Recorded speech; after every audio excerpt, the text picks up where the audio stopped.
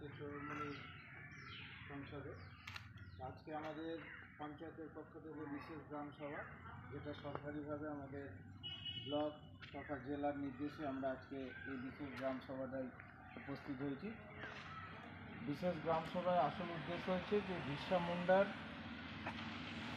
150 বছর পূর্তি উপলক্ষে এই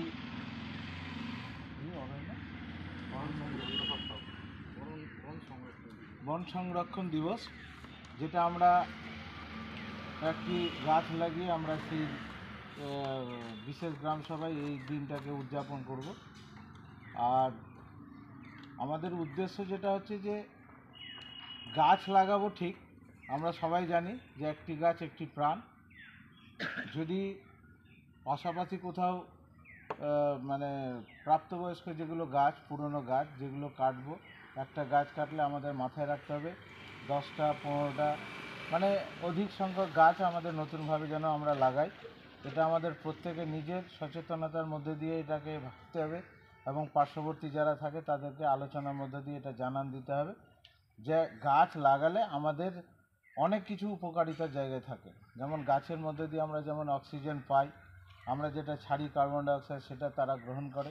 এইভাবে আমাদের সমাজে একটা ভারসাম্য রক্ষা করে আমরা চলছি আর কি। তো যদি আজকে এই রকম পরিবেশে যদি গাছ আস্তে আস্তে কমে যায়, তাহলে আমাদের বিভিন্ন রকম এই পরিবেশের মধ্যে দিয়ে আমাদের শরীরে বিভিন্ন রোগের আক্রান্ত হতে পারে।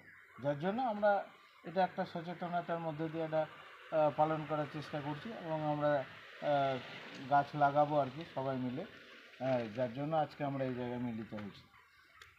উপস্থিত সকলকে আমি ধন্যবাদ জানিয়ে এই সংক্ষিপ্ত বক্তব্য শেষ করছি।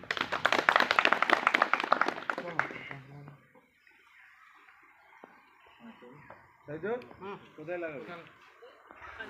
সাবল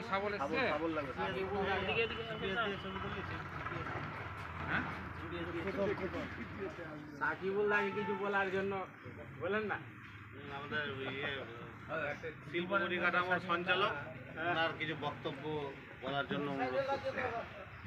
হ্যাঁ বলেন দু একটা কথা। এই সনাতন, কোথায় লাগাবো?